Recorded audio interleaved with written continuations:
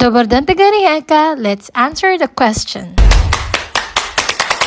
Mahaba-habang pag-uusapan to kasi magkano daw ang nagastos ko papunta dito. Nagbabalak nga ako mag-transfer sa ibang country ng mabilisan. At dahil lalayo nga ako lalo ng oras. Kaya gusto ko ulit magkita-kita muna ulit kami bago ulit ako lumayo ng lugar. Bawat desisyon at bawat plano ko talagang pinagpipray ko muna kay Lord. Nung nag 1 year ako ng Qatar, umuwi ako ng Pilipinas. So nung nag 2 years ako, gusto ko naman muna makita yung mga kapatid ko sa Dubai na 7 years ko nang hindi nakakabanding. November pa lang naka-join na ako dun sa agency na yun. At tinitingnan ko, obserbahan ko sila kung talagang legit or marami talaga sila napapaalis.